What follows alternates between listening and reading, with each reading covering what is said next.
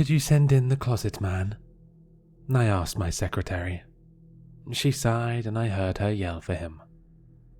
I could hear the distinct thumps on the ground before hearing the familiar tone. He's on his way, from my secretary. There was a knock on the door. I adjusted my desk and walked up to the door to open it. There, standing in casual clothing, was an 8-foot tall man. His face had a large split down the middle, exposing rows of sharp teeth. His eyes were glossy white, and legs were nothing but long stumps which struggled to keep his body balanced. He bared his teeth somewhat, smiling as I gestured to the couch where he slowly sat down. "How are we doing today, Vic?" I asked. He covered his face with his fingers. "Relatively bad, so to say," he hissed. He reached his hand down to pet my cat, who was cuddling against his leg. I smiled as I sat down and asked my first question. "So, what brings you here?" "Every night I go to a different house, hiding in the closet of unsuspecting kids, cowering beneath their blankets in an attempt to introduce them to the meaning of fear. But as of late, I've been finding my job has already been completed. So I tried teenagers. They were even worse. They had boxes and socks filled with..." He cut himself off. I tried to motion for him to continue, but he looked up at me with genuine concern in his glossy eyes. "Trust me, you don't want to know what I've seen when it comes to them. It's barbaric. It's sickening even for me.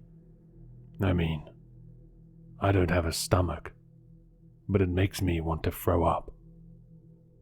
He gagged at the thought. I took down notes. "So, it must be pretty bad out there lately, huh?" I asked after a moment of silence. He looked up at me. "I told you about the oath all of us monsters took when we hide under the beds or closets of kids, right?" he asked. "Yeah, that you would never hurt any child, no matter how much you wanted to," I answered. He nodded. "Lately, during my nightly calls, there was something else with me. I can't begin to describe it. It was this feeling of pure evil, darkness, that void feeling you have when you feel you're in danger. I hid in this child's closet, and I could only describe it as just this dark cloud which passed over the house. It was the closest I've ever been to being afraid for myself." He shuddered. "Was there a possibility it was the boogeyman? I mean, next time he comes in, I'll ask if he knows about this and see if we can..." "It's not him. It's not the boogeyman. It's not any monster or demon I've ever met. It wanted me dead. I knew it did. I have a lot of angels out to get me, but this wasn't an angel either." He had a look of pure terror on his face. He began to tear up as I looked outside of my window to see a strange man lurking in the shadows. "What the hell?" I asked out loud. So I called my secretary. "Hey, Kelly, is there anybody scheduled after the closet man?" I asked, knowing the answer. "No, but there was someone in here earlier asking about someone by the name of Victor." I dropped the phone. Victor was the closet man's real name. The name before he was given the job of being a monster under the bed. "Vic, we need to get you somewhere safe."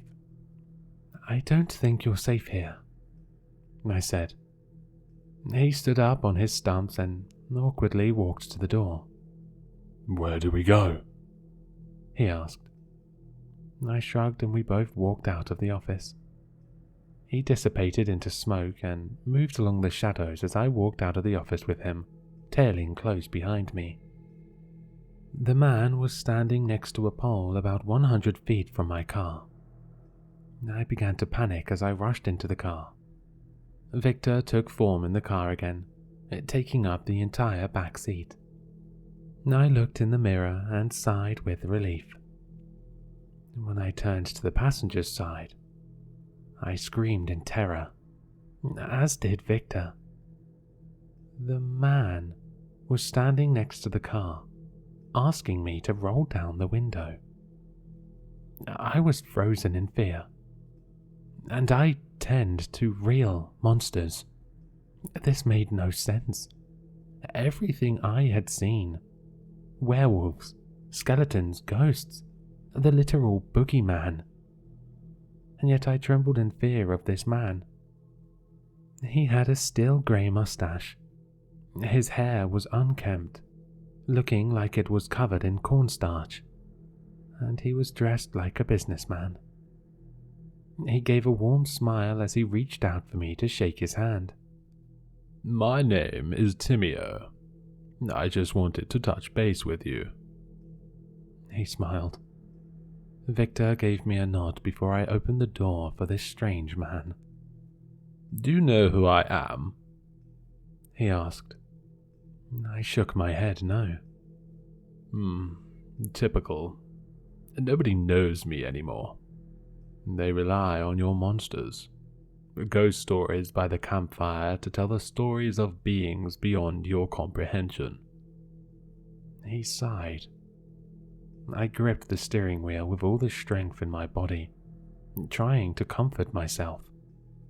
You see, Tess, you can see them, even though you aren't a child. Every child forgets, but you never did. That is why you see them. That is why you see me. But my time is coming. I stopped gripping the steering wheel. Victor spoke up. What do you want from us? He asked. Timio looked back and smiled. It's not about what I want from you. It's about what I'm going to do to all of you, he said happily. I felt a pit in my stomach.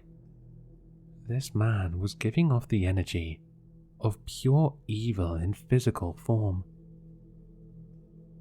Lucifer, I said quietly. He laughed hysterically.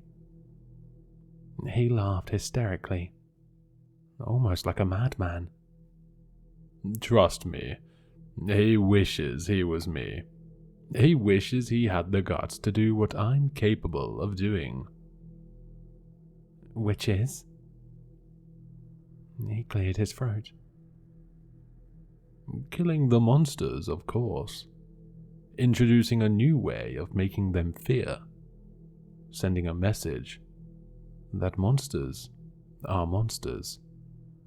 They kill, they torture, and they enjoy it.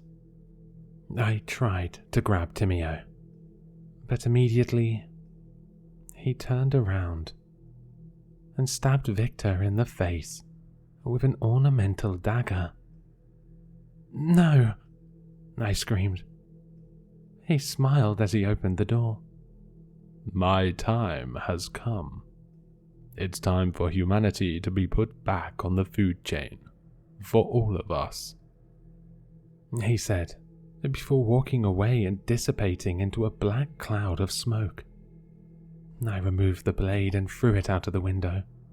I tried to wrap the wound, but the blood was seeping out too much. Victor gasped in pain as he tried to help cover the wound. Please, Tessa, don't let him win. Think of the kids, he sputtered out, before going limp in the back of my car. I cried softly as the sun began to set. The next morning, I walked into my office to find a thick envelope sitting on my desk. I opened it up and began to cry again. In the envelope were photos of slaughtered monsters. Dracula had been impaled. A werewolf with a dagger sitting in his head. The boogeyman. Demons, all ripped in half. Inside was a note written in monster blood. It read, "The night is my domain now. There are no saviors, no monsters to hide under your bed. Just fear. I am the darkness. I am the meaning of fear. And now the entire human race will experience how it feels to be back on the food chain. Good night, Tessa." The note was signed by Timeo. I already knew that I couldn't stop it.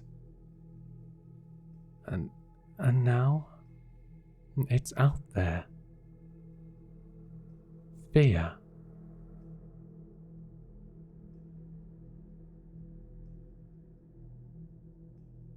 Hello, sinister listeners. If you've enjoyed this story, then you'll find all the author's information in the description below. For more content, be sure to like, comment, and subscribe to succumb to the sinister.